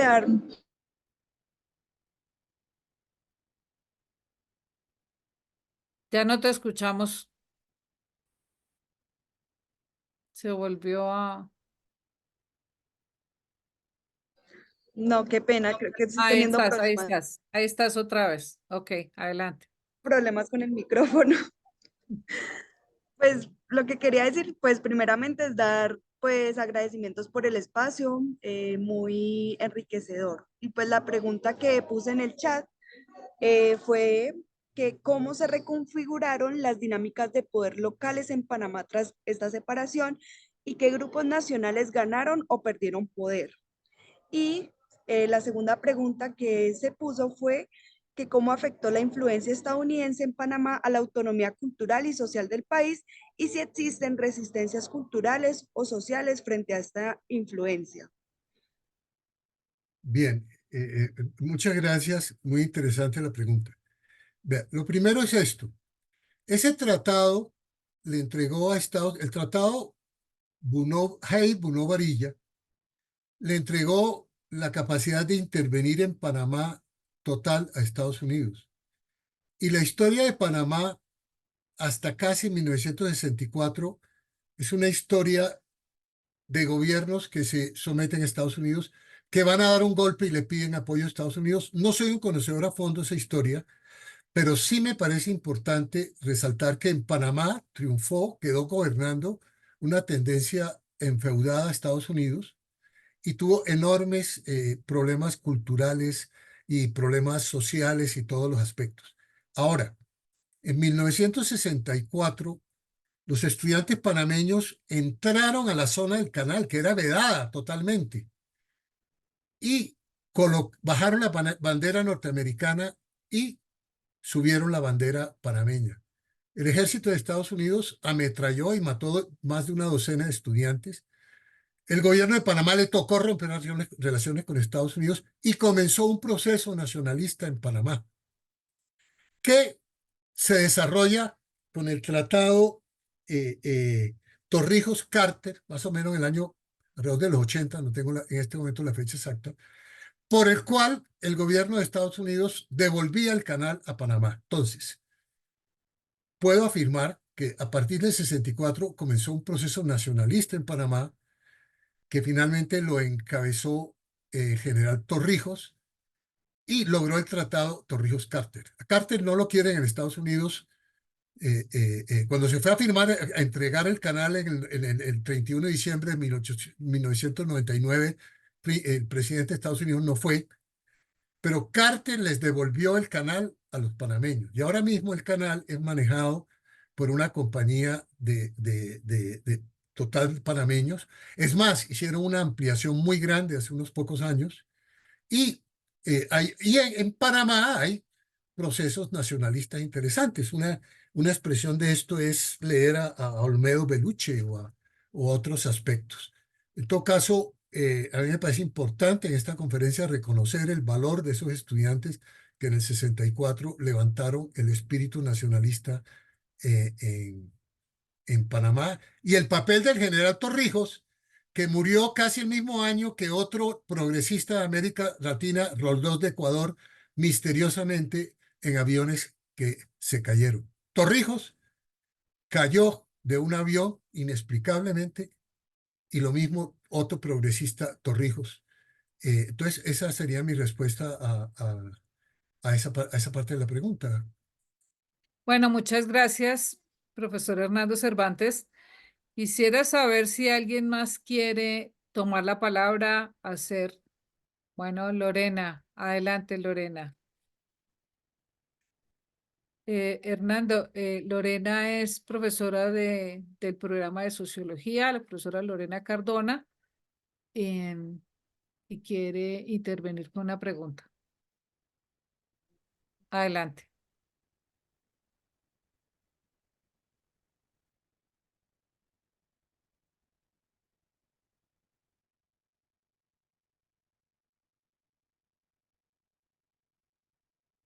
No te estamos escuchando, tienes que activar el micrófono.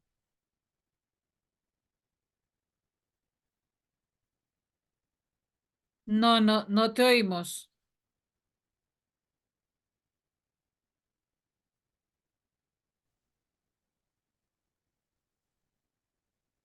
Lorena, ok. Esperemos un momento porque no te estamos escuchando. Sí. Queremos a ver. Hola. Intenta nuevamente poner micrófono porque aparece como cerrado.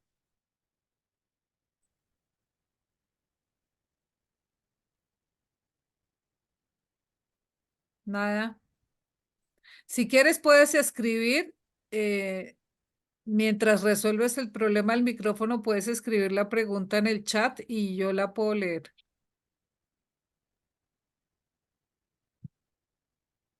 No sabemos qué está pasando con los micrófonos, pero bueno.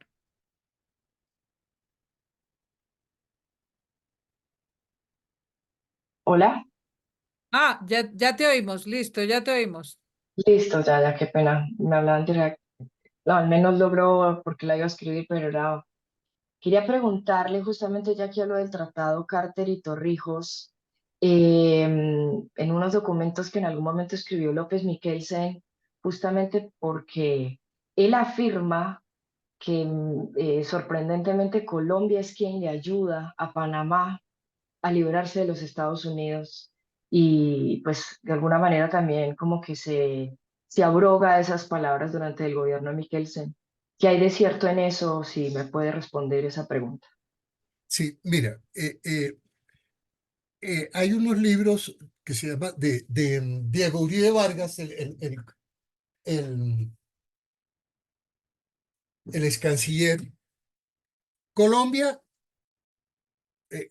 brevemente, Colombia queda, Colombia reconoce a Panamá con un tratado que entra a funcionar en 1921. Es un tratado Urrutia-Thompson de 1914. Aquí aprovecho muy brevemente. Estados Unidos venía a pelearse el petróleo en Colombia con Inglaterra, sobre todo los campos de petróleo del centro de Barranca Bermeja.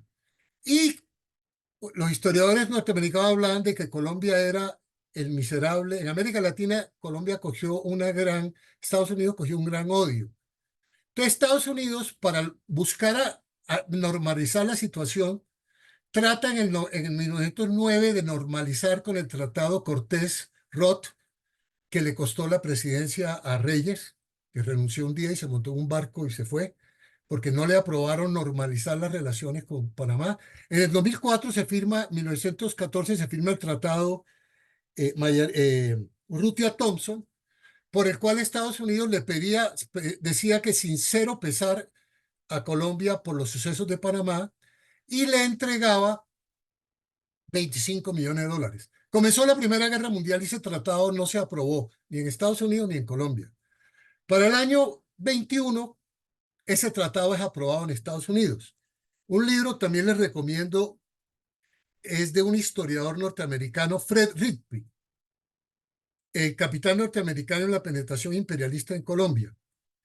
Él muestra cómo en ese tratado quedaron unas garantías y favorabilidades a Colombia para el tránsito por el canal. No tengo el dato exacto, pero existían unas favorabilidades para el uso del canal de Colombia. Eso fue a lo que renunció López Miquelsen. López Miquelsen en ese momento, el presidente de Venezuela, ¿cómo es? Carlos Andrés Pérez, y estos colaboraron en la firma y renunciaron para permitir que ese tratado no se enredara, renunciaron a unas garantías que tenía Colombia. Ahora, que el presidente López no decidió nada, tuvo un gesto valorable, positivo de renunciar a unos derechos de tránsito, etcétera. Entonces, esa es la parte. Segundo, ¿a dónde quería ir? Y lo mencionó el primer estudiante que preguntó. Rippey ya en el año 31 contó en su libro que cuando Estados Unidos aprobó el tratado Urrutia-Thompson, por el cual se normalizaban las relaciones con Colombia, Colombia reconocía a Panamá y nos daban 25 millones de dólares. Ese tratado lo explica ampliamente Rippey. Cuando se aprobó en el Congreso de Estados Unidos, los senadores dijeron, hay que aprobarlo porque nos van a dar trato preferencial a las compañías norteamericanas el petróleo en Colombia. Y hay toda la documentación de que ese tratado que se aprobó en el 22, el Congreso de Estados Unidos lo aprobó por acuerdos secretos que favorecieron que la Tropical Oil Company, la compañía de Rockefeller, tomara el control de la concesión de mares, la concesión al lado de Barranca Bermeja, en el centro, y tuviera por 25 años el control de eso. Entonces, ese tratado, ese es otro punto muy interesante para investigar, que lo desarrolló un investigador, Jorge Villegas, que es que Estados Unidos, como corolario a lo de Panamá, le ganó la batalla por el control del petróleo en Colombia a los ingleses con esos contratos en Barranca Bermeja. Y hay una afirmación muy interesante. Hay un investigador colombiano de la Universidad Nacional y de los Andes, René de la Pedraja, un español, que sostiene que la forma en que Colombia entregó el petróleo por el tratado, clandestinamente, por el tratado Urrutia-Thompson a las compañías norteamericanas, que Colombia contrató la parte que le correspondía al gobierno colombiano de una manera totalmente negativa para el país. Y dice René de la Pedraja que Colombia perdió la oportunidad de tener avances en su industrialización por la mala negociación de los contratos petroleros hecha en la primera década, en la década del 20 al 30. Entonces, Estados Unidos, Colombia reconoció eso, recibió los 25 millones de dólares, bueno, y viene la década de los 20, que también es muy interesante. Muchas gracias, profesor. Hola Hernando, muchas gracias. Creo que hay no sé si es estudiante, se llama Carmen Cristina Barrera, que quiere hacer un comentario. Adelante, Carmen Cristina.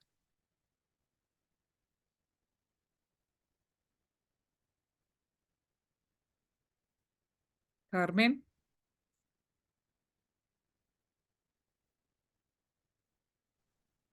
Aló, ¿me escuchan? Sí, Carmen, adelante. No, pues simplemente basado en todo lo que han dicho y pues es un análisis muy sencillo que hice y dice que opino que Colombia fue víctima de un desconocimiento por parte del Ministerio de Relaciones Exteriores y la presión que en su momento tuvo en el campo económico y social. Pues es mi opinión y el análisis que hago respecto a todo lo que han comentado y todo lo que pasó en su momento. Eso es todo. Gracias. Bueno, muchas gracias, Carmen Cristina. Bueno, parece que tenemos una mala tradición en ese sentido, profesor Hernando. No sé si quiere agregar algo al respecto. Sí, sí. Mire, tengo en la pantalla un libro que se llama Historia de un despojo, de Teresa Morales de Gómez, por cierto, nieta del presidente Marco Fidel Suárez, el presidente que antes de que se firmara se aprobara en el Congreso ese tratado, tuvo que renunciar porque se demostró que recibía honorarios de una compañía norteamericana. Ese libro lo recomiendo porque explica ampliamente lo que yo alcancé a esbozar del Tratado Rita-Thompson, Panamá y el petróleo. También les recomiendo este libro que trae muy buena documentación sobre ese episodio. De acuerdo. Bueno, yo creo que si ya no hay más preguntas, quisiera hacer un cierre. Bueno, parece que Jenner Eliezer quiere hacer otra pregunta. A ver, Jennifer, adelante. Qué pena, sino que se me escucha. Sí, adelante. Pues muy concreto, se habla de que el canal ahorita es obsoleto y de ahí que lo hayan devuelto a Panamá.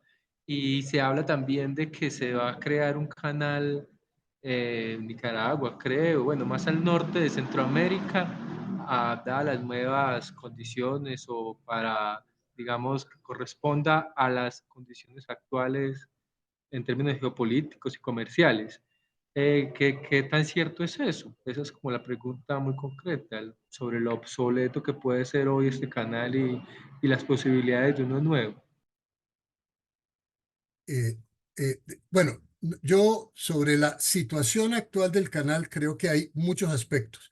Le voy a contar una pequeña experiencia personal. Yo estuve en julio del año pasado en el canal y el barco que debía pasar a la 1:30 pasó casi a las 4 de la tarde porque hay problemas de agua y todo ese proceso de las esclusas, de los canales y todo derivan del agua. Entonces, Panamá tiene un problema complicado, problema de suministro de aguas, de disminución de los canales con el canal. Es lo único que te puedo comentar, pues, a tu interesante pregunta. O sea, ahí viene una cuestión geopolítica muy interesante. Hay comentarios de que los chinos están preparando hacer un canal por Nicaragua. Hay aquí en Colombia aseveraciones que este es el momento de hacer un canal por el Atrato. Bueno, hay una serie de especulaciones, pero de análisis, y yo creo que es un tema importante para tomar en cuenta, porque indudablemente es una situación complicada. Panamá está teniendo problemas para mover los buques, y a veces hay unas colas muy grandes y se ha alcanzado a comentar que ya el costo-beneficio de estar parado haciendo cola para pasar es, está haciendo dudar de usar el canal. Bueno, ahí hay un tema muy interesante para trabajarlo a fondo. De acuerdo. Bueno, muchas gracias, profesor Hernando. Voy a hacer un cierre muy rápido. Quisiera como cerrar esta charla con varias ideas que se desprenden tanto de la ponencia del profesor Cervantes como del sociólogo panameño Olmedo Peluche. Son como 4 ideas centrales que me parece que podemos remarcar. En primer lugar, sería el interés de las potencias desde tiempos tempranos del siglo XVIII y XIX sobre las ventajas geográficas y comerciales de un canal por Panamá. En segundo lugar, la falsa imaginería según la cual la independencia de Panamá fue un acto de soberanía panameña con diversos antecedentes. En tercer lugar, la idea igualmente falaz, según la cual Panamá se separa bajo condiciones de soberanía frente a la potencia del norte. Y como cuarta idea que me parece clave es que Colombia como totalidad o de manera unánime o como Estado supuestamente habría apoyado la separación sin que hubiese resistencia. Me parece que ese también es como una idea falsa y que el profesor Hernando nos ha ayudado a esclarecer. Entonces, agradecemos muy especialmente al profesor Hernando Cervantes Gómez su valioso aporte a nuestra formación sobre este tema y a todos los asistentes a este espacio del Grupo de Investigaciones Sociohistóricas y Contemporáneas, y estaremos convocando a un nuevo ciclo, al próximo ciclo, ciclo número 8, próximamente. Todavía no nos adelantamos en términos temáticos, pero seguramente vamos a convocarlo para el próximo semestre. Muchísimas gracias a todos y a todas. Bueno, muchas gracias a todos los asistentes y a Mariluz y a todos. Muchas gracias.